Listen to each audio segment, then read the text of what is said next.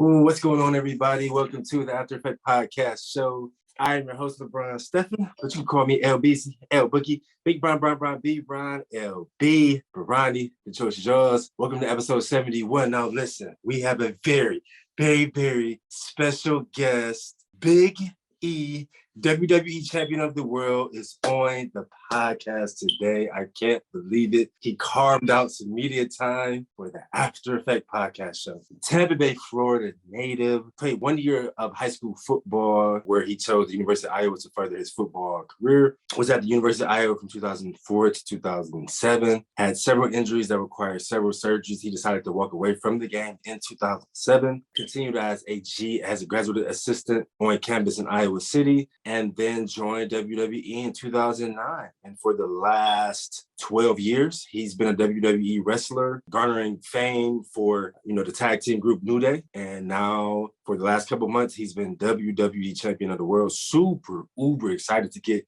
Big E on the podcast show. Just send him the link. And once he jumps on, we will go in. This is what Big E said.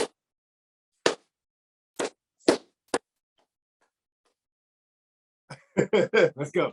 This felt like a cool opportunity. All right, if I can hit this bench, I'm gonna be in this dock that a lot of people are gonna see.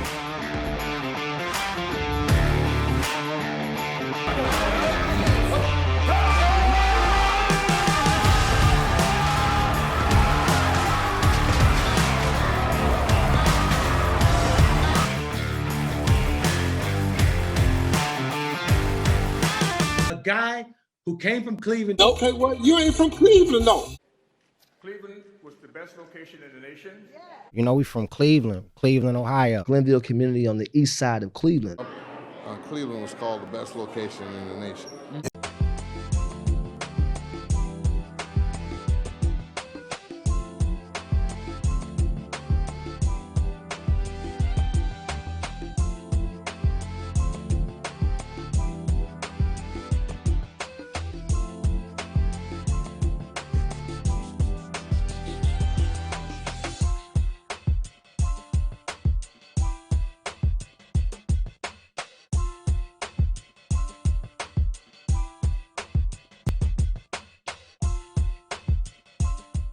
Hey, what's going on, man?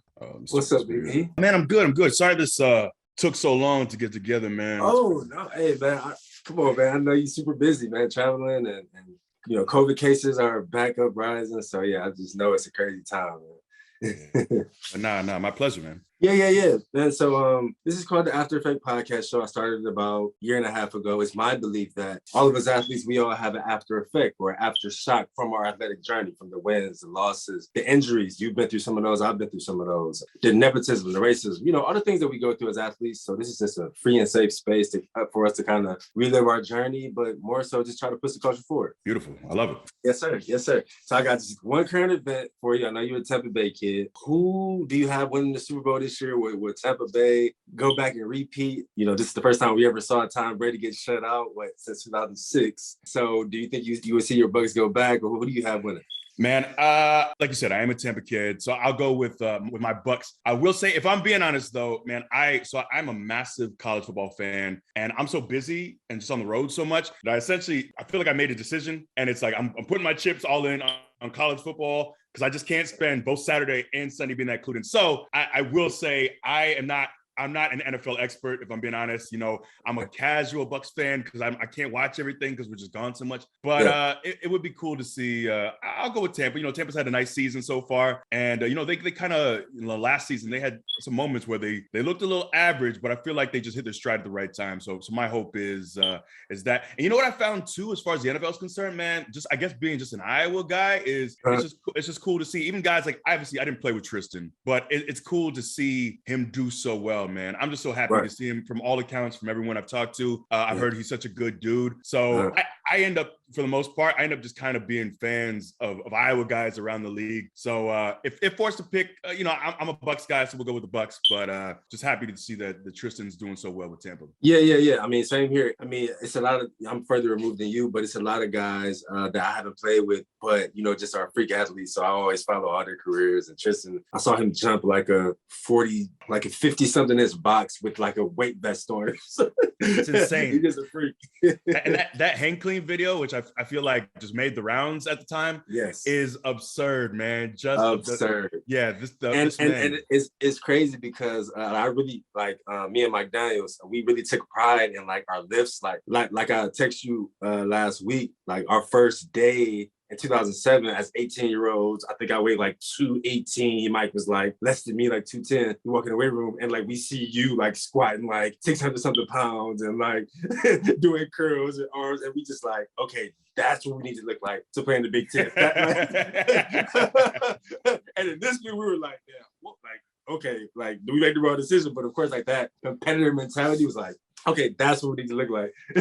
So right. To like see these guys like do the numbers they did, and like at the time when me and Mike were there, we were like in the top 3. I think Mike had like the squat record or the clean record, the vertical record. I think I had like the shoulder record and like push press, the press record. So we really took pride in the weight room. So yeah, I love seeing those videos. Tristan and Brandon Sheriff a few years ago, he cleaned something massive as well, man. So yeah, I love it. Same, man. Same. Yeah, it's just hats off to those guys. And man, hats off to y'all too, man. People don't talk about that enough, man. Like showing up on campus to play the positions that you guys played, to have to put on all that weight and to do it, not just put on weight, but to make sure for the most part it's good weight to come along with your strength and everything, man. Like that, the amount of work that goes into that, like y'all don't get enough credit for that either. I'm telling you, man, people don't understand. I think I maxed out at like 262, and Mike got all the way up to like 280 by our senior year, but coming in just as such small guys.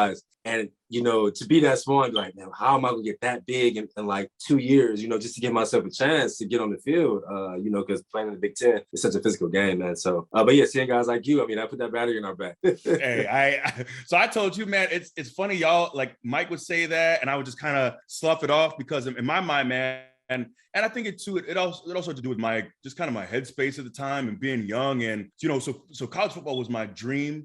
And that's always what I wanted to do. And then I just had all these injuries. And I barely, by the time that you were on campus, my career was over. And I had one season as a backup, So I was just kind of, when you look around and you see just all these young, hungry dudes who are contributing, I guess a part of me was just insecure in the fact that like, man, my playing days were over and I barely made a splash, like I barely, I played under 100 snaps my whole career. There's nothing, I didn't really have anything to be, not that I wasn't proud of my time there, but it's just funny, man. Sometimes you see yourself differently. You can be so in your own head. You don't realize, how much good you have going on in your life and the way people see you. So yeah, it's just funny. Your perspective is so different of the way that I saw myself at that time. Yeah, I mean, not to get off topic, one question I had is like, how did you deal with that mentally? Because like I went through 4 years in the program, no injuries. I backed up Adrian Claiborne, and I didn't start to my senior year. So, I built up 4 years in doing this program in the weight room. I got really strong. And then my senior year, our last max out lift before summer break, I tear my pec benching like 390. I was like on rep 8. I was killing it. Tear my pec. So I got to rehab the whole summer. And then by the time I came back, I started the first game, but I wasn't the same player. I missed my last summer of like full blown training. I was rehabbing. So how did you deal with that mentally, just kind of like getting over that? And then you were a young guy, you were like 2021. What did you pull from to kind of get through that and figure out your next action step in life? Well, it's funny you talk about tearing your pec because I did the same thing at Iowa. In 2006, we were playing Florida, I think at the Outback Bowl. And during that time, during bowl prep, I wasn't even as heavy as you. I think it was like low threes. We're just doing triples, but I tore my pec too. But man, that period, I call when people ask like, hey, how was your time in Iowa? I usually say it was the best of times and it was the worst of times, because the best of times, man, I have some of my best friends in the world right now, currently, are guys I talk to every single day. Rashad Dunn, Lucas Cox, Michael Sabers. We lived in a house together. Like we trained together. We played. We took so many of the same classes together. Man, Rashad and I, we wake up I play video games with him. He's in Cali now. We play at like 5 a.m. his time. Like those are, and that's one of the things that I love is that brotherhood is like people talk about it and that family, but it's real, man. I met these dudes 17 years ago. And I saw Mike less than a week ago. I stayed at his, and I'm like getting to meet his daughters, and like that. There's nothing like that. So, anyways, I'm going on a tangent about my brothers, but. For me, man, it was the worst of times part was the fact that, it was really hard for me. I think in many ways, I always grew up with my parents always pushed education. But for me, in my heart, man, my focus was I love football. It was always I grew up in Florida, and in many ways, like, football is king here. And for me, it was really, really hard to deal with. I went through my struggles with my mental health. Really just had some real struggles with depression. I was diagnosed, was on SSRIs, was on medication, even had a couple times where I was in a psychiatric ward because my depression was that bad. And, a part of me as I got older and had more perspective, sometimes I think some of it probably genetic, some of it was environmental too, but a lot of it had to do with the injury because I step on campus. I'm there in 2004 during the summer, and you do all that work, for weeks, week in and week out, and then you get to camp and you think, man, it's finally here. Your time to prove yourself. And you never really know how things would work out. But I remember at the time, man, our D-line was stacked. It was Jonathan Babineau, Matt Roth. Man, that just I feel bad for leaving out the starting lineup. But Tyler Lukey was there, D-Rob, man, just stacked. And I remember Coach Aiken saying, he was happy with my progress and like, hey, man, you're going to have possibly a chance to play if you keep it up, man. And then it might have been the next day that I tore my ACL. And I knew, I'd never really dealt with injuries before in my life, but I thought, all right, this is something that's part of football. We'll push through it. And then almost a year, you do all that work. A year later, I tore my other ACL. And now it really starts to feel like, like my body is betraying me. Right. And then, you're working again, and ACL rehab, man, a lot of times people don't see you're off the field or whatever it is. They don't really know the amount of work that goes into something like that, man. You have both of them. Yeah, both of them. Just the physical toll and the mental toll. It really took a toll on me, man. Yeah. And like I said, I ended up tearing my pec a little bit later. Finally, in 2006, I ended up playing that whole season. And then a bowl prep for the Alamo Bowl, I broke my patella. And you know what I said? Maybe this college football thing ain't for me. Maybe it's time to wrap it up. So, I was just, as hard as that was, and as much as it wore on me physically and mentally, I was really fortunate to have some good people around me. And it's odd to look back and really think about how just incredibly blessed I was. So for instance, as far as, when you mentioned like kind of pivoting and, what's the next step? So I ended up, I stayed on campus, took a medical hardship, got my undergrad degree, and Professor Parrott was a professor that a lot of us had in health and sports studies. And one day she just came up to me and said, have you ever considered grad school? And I never really did, mostly because I was, when you're at Iowa and you don't have to worry about school debt, like that's a blessing. I got there and didn't have to worry about paying out of pocket or anything. I was covered. I also had some academic money as well, partial scholarship. And I just didn't want to have to worry about school debt. And that was one of the things I mentioned with her. And she said, actually, we might have an opportunity for you as a teaching assistant. So, she really just helped me out. And I was just trying to figure out what I wanted to do with my life because that for some reason, it just felt so daunting, man. Imagine being, 21, 22, and football's your dream. And the importance of education. But like when someone says, hey, you're 22 years old, what do you want to do for the next play football 40? Right. And what are you going to do the next 40 years of your life? That's daunting. If retirement age is roughly, 65 or whatever, like that's a lot to put on a young person. So I decided to stay on campus, to take that opportunity. And the reason it was just such a blessing is I ended up, thankfully, Coach Doyle at the time still let me in the weight room, and I was still around, and I appreciated still having a bit of a connection with the program, and I didn't just feel isolated. So, it was just, I ended up having this opportunity because with WWE, because I was working out with Mike Humple, and Mike knew Mike Doherty, and Mike Doherty, a great dude, very close with Dan Gable, and also met Jim Ross, who was with WWE at the time, on a plane. So I just happened to know someone who knew someone who knew someone at WWE, and threw this out. And, and for me, as someone who was trying to figure out what I wanted to do with my life, I decided, you know what, let's give this a shot. Even if I'm horrible at it and they fire me in 3 months, it happened to be like the developmental, which is where at the time, everyone that got signed by WWE, you had to go to FCW. FCW, which is like the G League or the minor league system. That's where you train. That's where you hone your craft. Develop your skills. And then hopefully one day you get called up. And so for me, when I found out that was in Tampa, and worst case scenario, I could just move in with my folks. If I get fired, I'll save up my money and I'll go back to school. Nothing really lost. Because it actually happened to be, this offer came during the summer too. So I was thinking, you know what? This is great because I'm not having to leave leave my responsibilities in grad school as a teaching assistant in school. So I was able to finish that first year. And then this opportunity kind of came out of the blue. And I just thought, you know what, let's give it a shot. And 12 and a half years later, I'm still doing it. So and it's so dope that a Hawkeye knew someone in WWE, and here you are now 12 years later.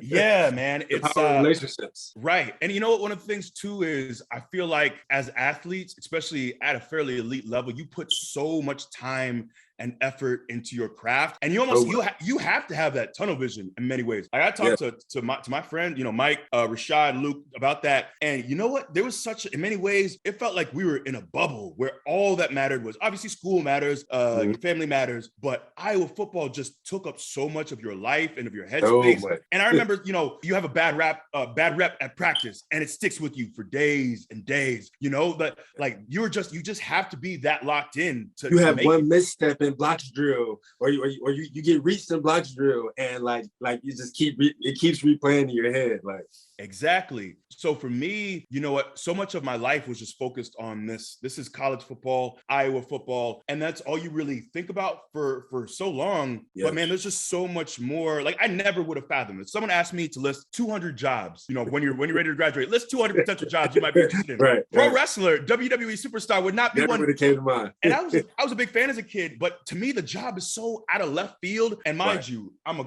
by nature, I'm a quiet, introverted dude. So like this wrestling is like the total opposite of that. Yeah, you have to have personality, you have to be loud, you have to be obnoxious, you have to be you have to gravitate to people, you have to connect to people. Exactly. So it was just so out of the blue for me. But man, I'm so grateful. And I just think for me, for athletes, I would just encourage like young athletes, obviously give your all to what your sport is, your craft is currently.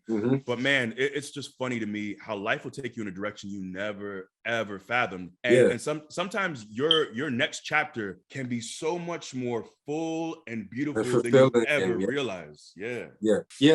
So just want to backtrack just one question. What persuaded you to go to Iowa? Because when I was recruited in 2006, a big reason why I committed to Iowa was because of Ron Aiken. He really set me down. First off, obviously being a black defensive line coach, but also just showing and telling me exactly what I would be doing in the system. I was kind of like a tweener. So I was just wondering if he was the same reason that you chose there, or just because of the D-line like mantra that was already there and you wanted to kind of follow that, plus with the black defensive line coach? Well, so I have many reasons why I ended up going to Iowa. One, I only played 1 year high school football. It was my senior year because I went to a prep school that didn't offer football. Mind you, like Robert Gallery was just drafted number 2 overall the year prior. Man, there was just so many different things. They finished number 8 in the country, beat Florida in the Outback Bowl. But the connection, I'm glad you brought up Coach Aiken, Ron Aiken. You know what, man? Again, I'm getting like kind of chills just thinking about it, because I feel like when I didn't realize it, there was a plan for me. Whether you want to call it God or the universe or karma, whatever it was.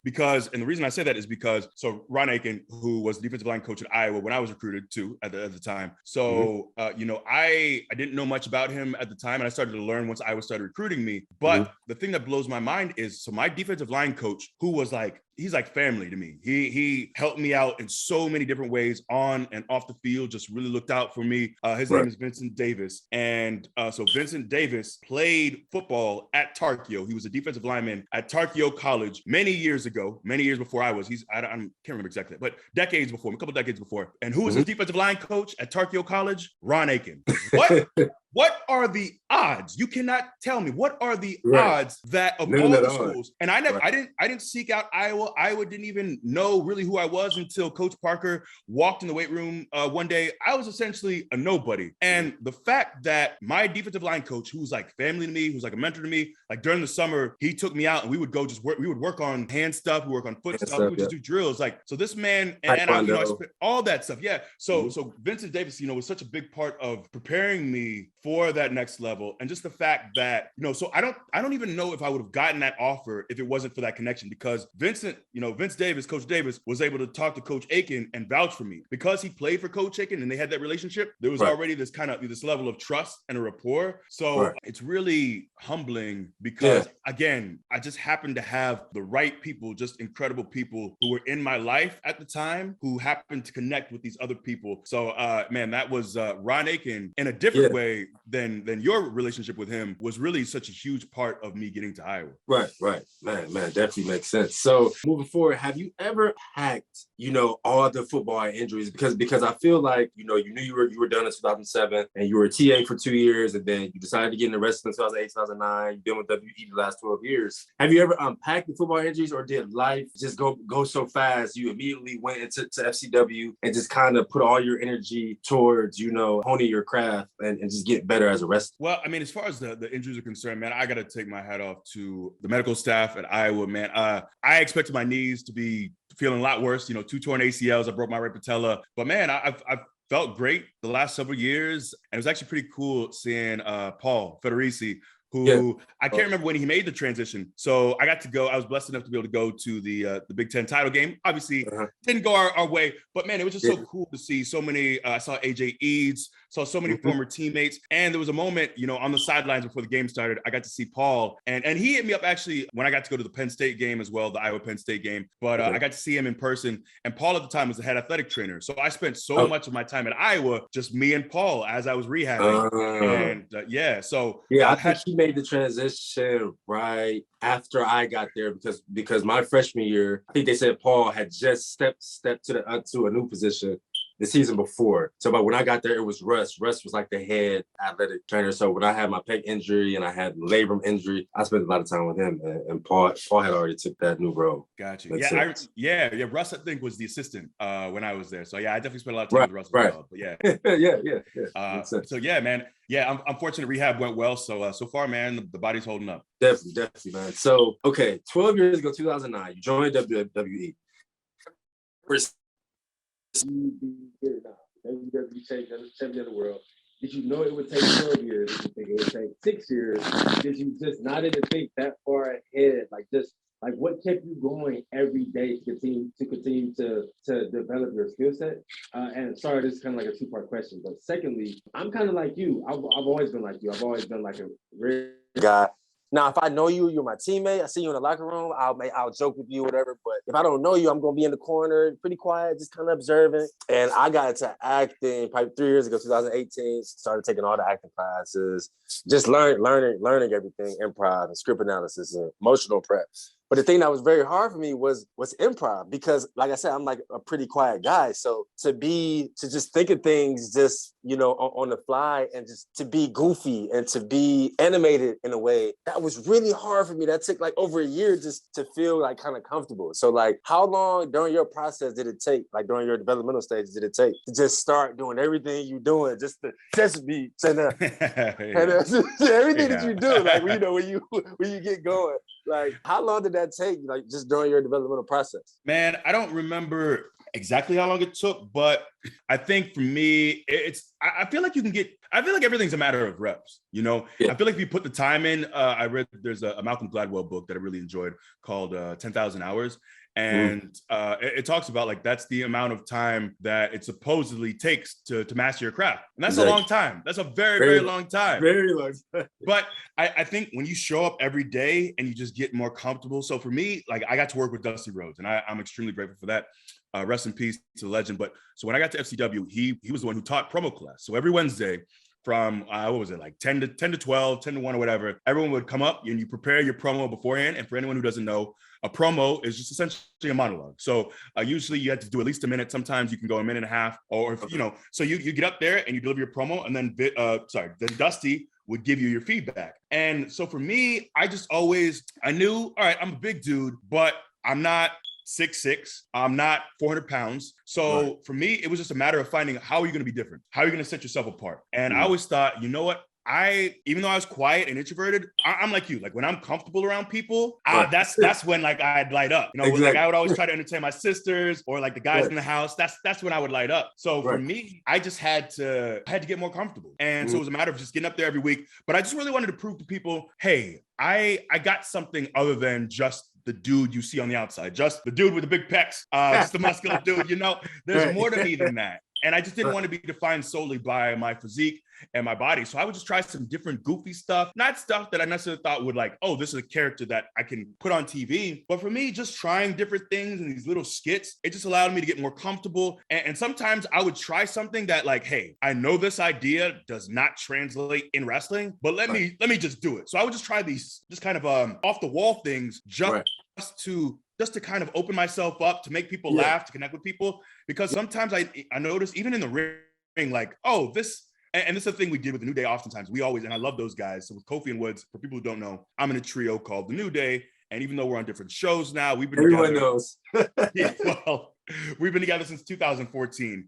But one of the things that I love with our process creatively is oftentimes we'll talk about something and say something like, all right, there's no way this will work, but, and here's the idea. And you know what? Sometimes there's so many times where we'll sit around and think, all right, that is a bit out of left field, but you know what? Why don't we add this to it? And that'll make it work. Or what if we take that part out or change that? So, one of the lessons for me has been, don't be afraid to do something that you think is too weird or too outlandish, because sometimes there's real gold in those ideas. Real treasure in that. And it feels like how you all word it, that would actually take pressure off of it working or not. Like there's no way this will work. So that almost takes pressure off of it. So if it doesn't work, okay, let's go on to the next. But if it does, if it's gold, it's like, okay, yes, because we thought it wasn't going to be gold anyway. Exactly. That's kind of, it does allow you to just kind of like take some of the stress off, because if it sucks, it's fine. But yeah, that's the beautiful thing is that I've learned is oftentimes, man, don't limit yourself. As I'm, I think in the past, sometimes I was my own worst enemies as far as just reaching my goals. And I just had to like step out of my own way and just try things, man. Just throw things at the wall. Yeah. That's dope, man. Two more things. I know you gotta get out of here. What would you say has been the highlight of your career thus far? Was it, your New Day experiences and kind of shocking the world and kind of taking that realm over, or is it now, being WWE Champion of the world, or was it in those developmental stages, not really knowing anything, when you were with FCW? Like, what moments stand out to you thus far? Man, I've been extremely blessed. I would say it's definitely, I can't pick against becoming WWE champion was pretty incredible. To do that this past year it is really, really cool and such a special moment. And winning the title, it is special. It's very, very special. But what really stands out for me is the amount of love that I got from fans, from peers. Just, I'm a big believer in giving people their flowers, but I'm also in the same vein. When people give me my flowers, I get all awkward and squirm. Well, get ready, because I'm giving you flowers at the end. Get ready. Oh God, here it comes. So, that was just really cool, the outpouring of love, man. I figured, but we've been able to do some really cool things too, man. We broke a record that stood for over 20 years in this company, and having the longest tag title reign ever, 483 consecutive days. We were tag team champions. And, we were three guys who were told, we were laughed at by many people when we were pitching our group.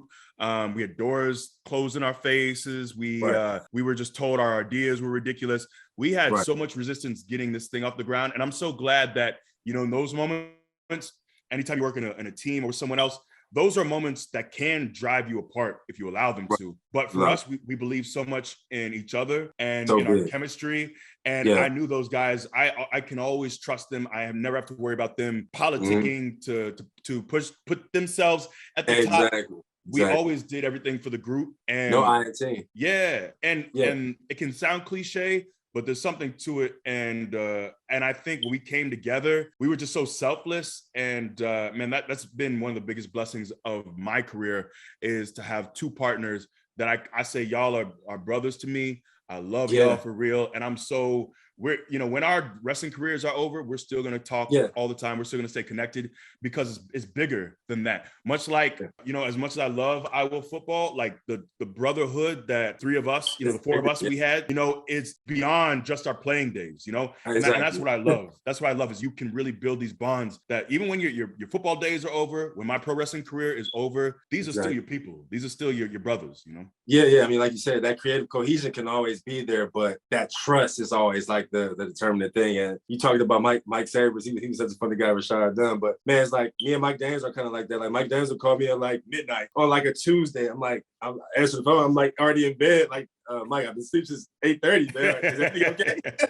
But he's a 10-year NFL vet, right? So it's like, like you said, it's deeper than football. It's deeper than football, man. So two more things. I know that you're a wrestling superstar right now. Do you see yourself being a movie superstar next? I mean, it's almost like you have to follow in the steps of The Rock and John Cena and David Bautista. I feel like you already know how to perform. I mean, you already know how to entertain. So do you see yourself in that light? Or is it just solely you just focus on wrestling? You've done some commercials, you do ads and, all those partnerships and things like that. Do you see yourself doing something like that in the future? Yeah, I'm definitely open to it. I mean, it's easier. I always kind of like bristle a little bit because it's easy to say, oh yeah, I'm going to go to Hollywood and become a big movie star. Like everyone, that's everyone's dream. Like, for the most part, you know what I mean? So, but you know what, one thing I found, what would you say is Big E's after effect? What would you say were some lessons that you learned from all the years you played sports? You were a wrestling champ, you were a state champion wrestling, you played college football, and now you're still in the sport in pro wrestling. What were some of the lessons that you learned over your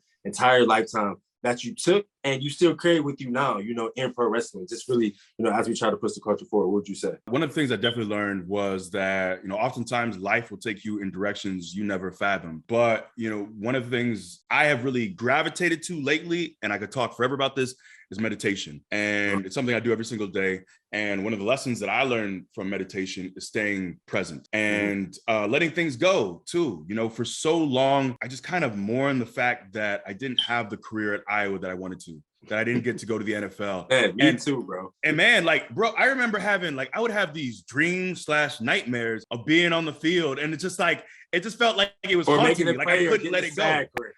Yeah. And this is well after my playing days were over. And I'm thankful. I think in many ways, WWE filled that void for me. But I've also just learned to let it go, just to let things go, man. I think, it's doing what we did at such an elite level. It just, like I said, man, it asks so much of you. And I'm so grateful that I did. I'm so grateful, but it teaches you discipline, it teaches you consistency, it teaches you determination and persistence. But like you said, when it doesn't work out, it's hard. It's a really hard pill to swallow. And my question to you was did you learn meditation through therapy? Because for me, I didn't learn, I actually had to get in therapy because I started having breakdowns and, just a bunch of kind of small episodes. So I learned about mindfulness and meditation and all these kind of things. But I actually was forced to therapy. I had to start taking therapy from these football experiences because I was just so hard on myself. That competitive nature that we all athletes have. It's like when you don't make it, it's such a hard thing to swallow. No, for sure. And one of the things you alluded to, you talk about therapy. Coach Aiken, he was the one who made me go when I was 19 years old to go to therapy. And in many ways, I'm so grateful for that. I think I had a friend who suggested meditation years ago, an app called Headspace that I use now that I love. And I was inconsistent. It's easy to come up with excuses like, I have a flight this morning or I have things to do. But when the pandemic hit, and in many ways, I feel weird saying this because the pandemic was so hard for so many people. But in many ways, the pandemic was such a blessing to me because when everything stopped, I said, okay, if you can't make a commitment right now, when you're home every day, I used to be on the road maybe sometimes 4 to 6 days a week on the road every week, sometimes even longer than that. Now, all that came to a screeching halt. You don't have a flight to catch. You don't have these towns to make. You're home every day. If you can't devote time, if you can't devote 10 to 15 minutes a day, I don't have kids. I don't have a wife. If you can't take this seriously right now, then shame on you. Yeah. Right. So I made a real commitment then at the start of the pandemic to really get into meditation every single day. And man, that consistency has worked wonders for me. And I'm not saying, I would encourage everyone to try meditation, whether you're struggling with your mental health or not. But whatever it is, I'm just a big believer in some kind of a spiritual practice every single day, whether it's journaling, whether it's going on a walk, whatever it is, to devote something. We spend all this time training our bodies as athletes, but how much time you got to train your mind? And I get there were times people would tell me these things and I didn't quite get it, but now I understand it because I really feel like I found myself responding to things that would have really been hard for me or heavy on me with such positivity and light. And I realized I see the difference. I can really feel the difference in my life pre and post meditation, and I'm just so grateful for all that growth. So yeah, man, it's been such a blessing. And I guess my original point was one of the things I learned after sports, after football. Yeah, with meditation.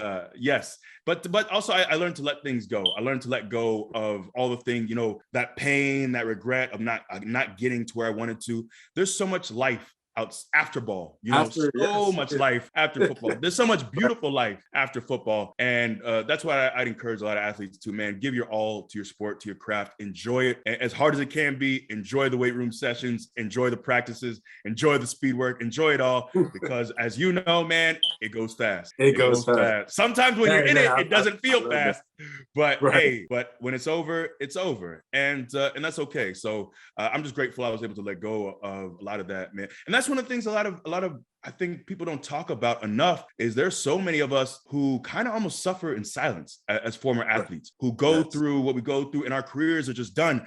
I mean, one of the things that, and I don't want to belabor the point, but one of the things that struck me was you go from when I was playing, man, it felt like when I woke up at, let's say 5 a.m. to when I went to bed at 10 p.m. or whatever it was, it felt like almost every single minute of the day was regimented, whether it was rehab or being in the weight room or practice or school, whatever it was. Yeah.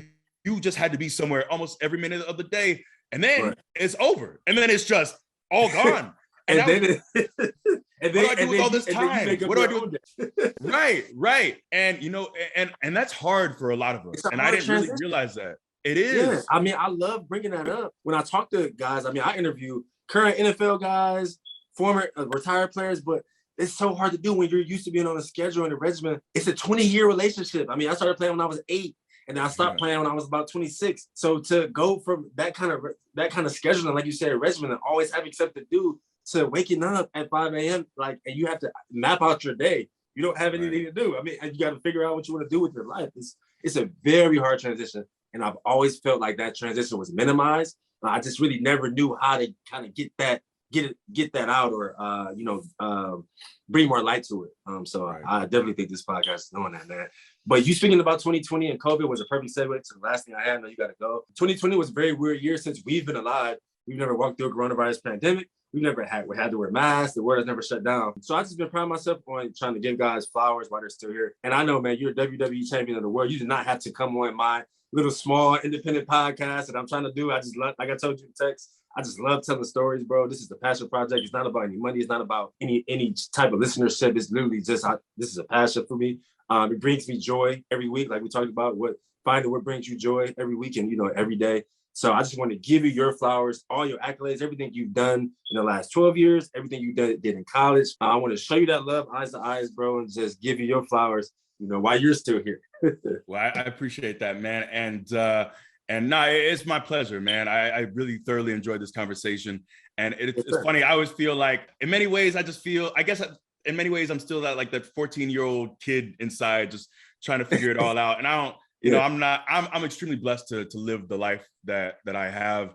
And so I'm just a dude. I tell people I'm just a man. Hey, that's all. Hey, man, you are inspiring all of us, especially former Hawkeyes, man. I only have 4 actor credits right now. But just seeing you out there, even in the New Day, back in 2014, 15, when I first had got into acting, obviously it was such a weird thing for me. But just to see how you perform, and to see how you just unapologetically are you, from the outside looking in, that has always motivated me and kind of just kept me going on, telling stories, whether it's, through podcasts or through acting or writing, whatever the case may be, man. So like you said, you never know who's watching. And I'm abnormally kind of obsessed. So I'm really watching everything. so yeah, man, like I said, man, I appreciate you carving out the time, man. And, good luck, the rest of the season. And hold on to that belt, champ. Keep it as long as you can. I'm working on it. I appreciate that, man. Thank you, bro. All right. Take it easy, bro. Yes, sir. Peace. All right, guys. Man, wow. right? Just had the WWE Champion of the World, Big E, on the podcast. As you can, if you listen to the whole episode, I mean, his story is pretty crazy.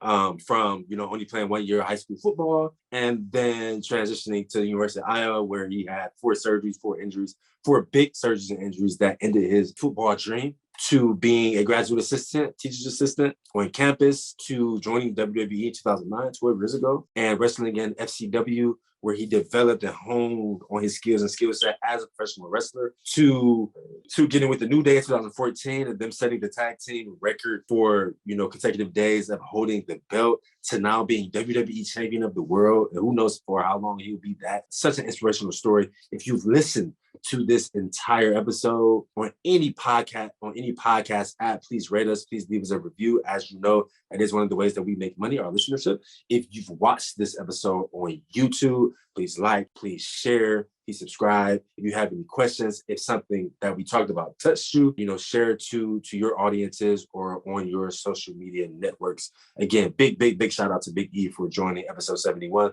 of the After Effects Show. Until next time, peace.